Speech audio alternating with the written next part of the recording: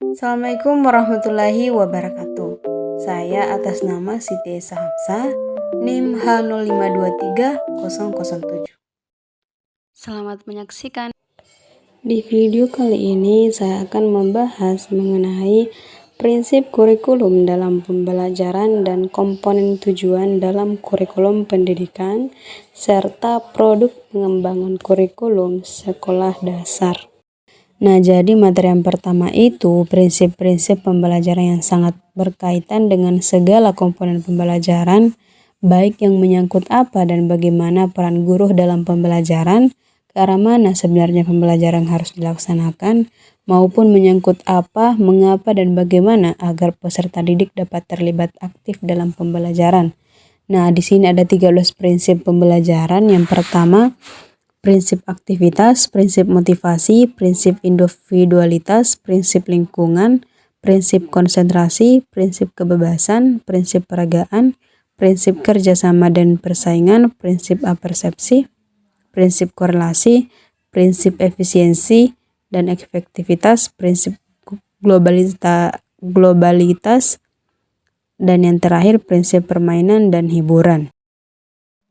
Nah, materi yang kedua yaitu membahas tentang taksonomi tujuan pembelajaran.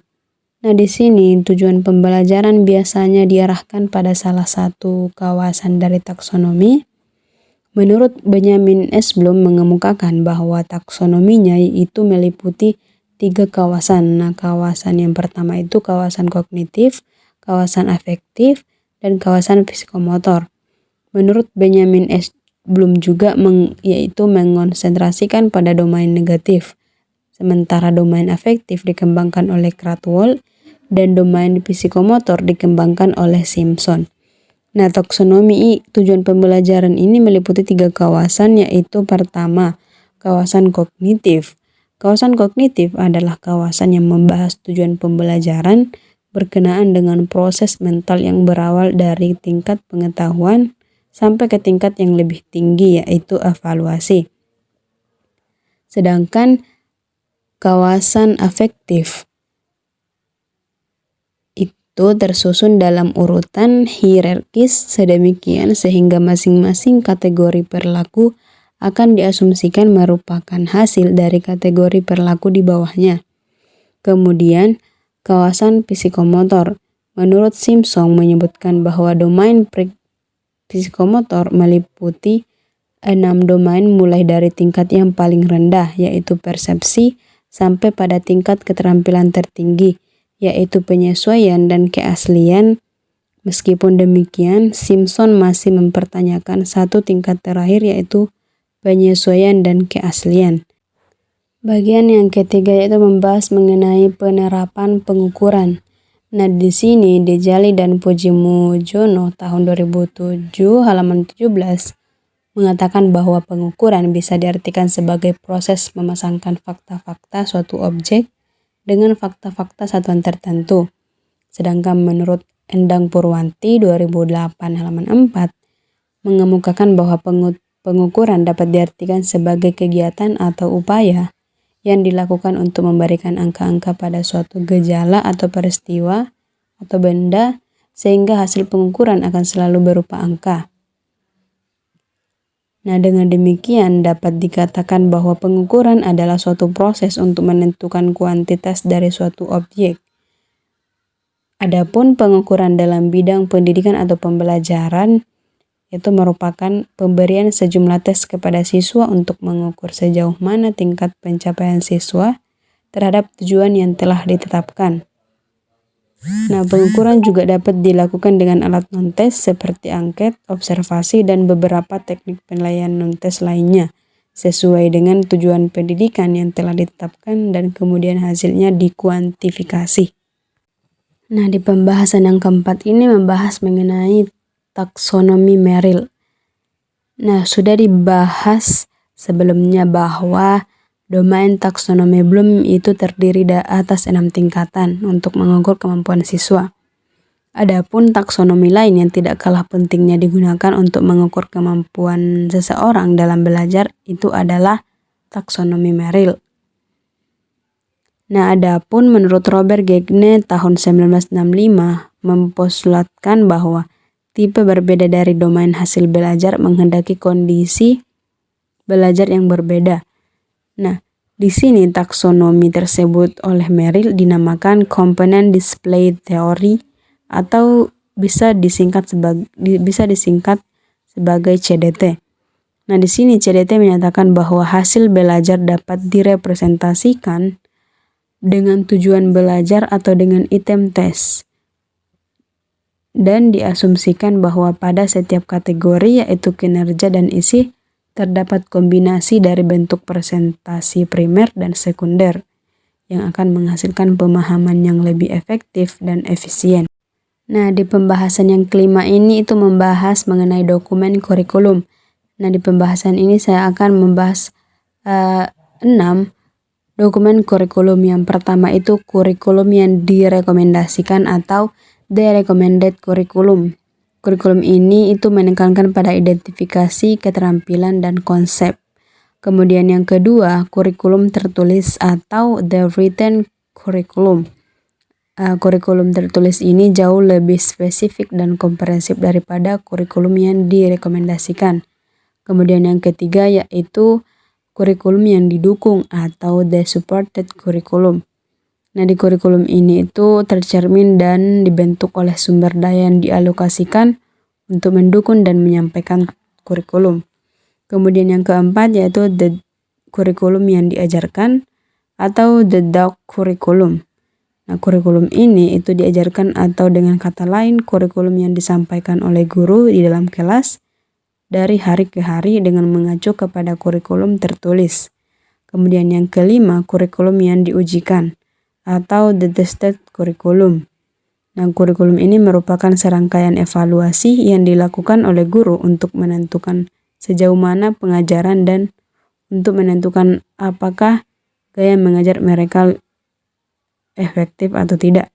Kemudian yang keenam, kurikulum yang dipelajari atau the learned curriculum.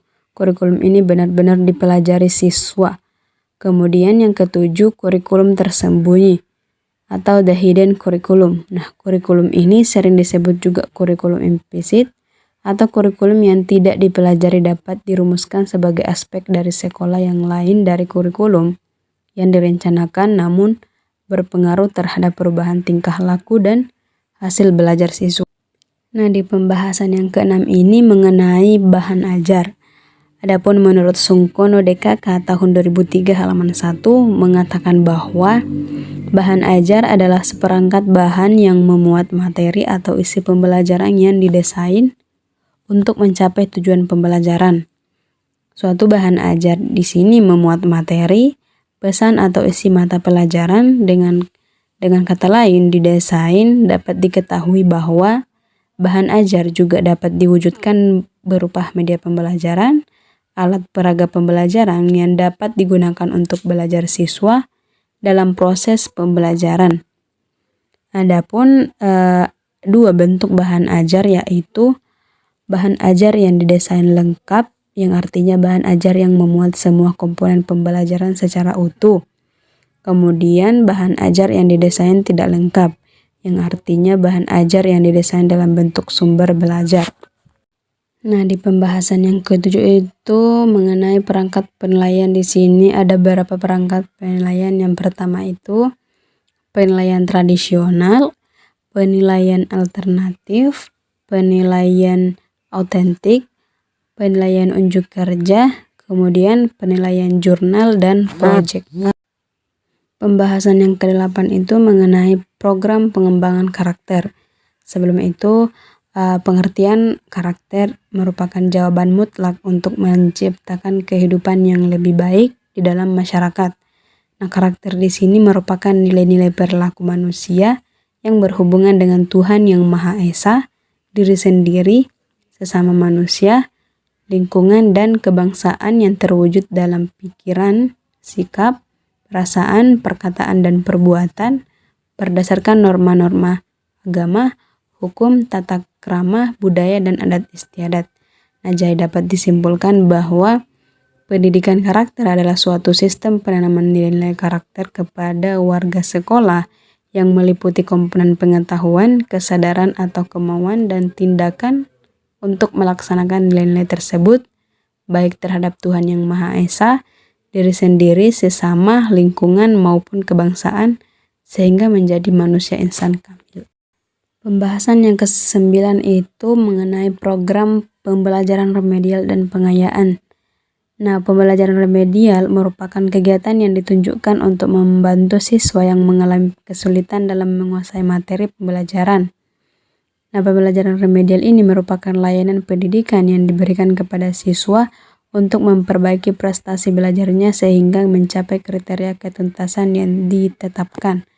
Kemudian, program pengayaan dapat diartikan bahwa memberikan tambahan atau perluasan pengalaman atau kegiatan peserta didik yang teridentifikasi melampaui ketuntasan belajar yang ditentukan oleh kurikulum.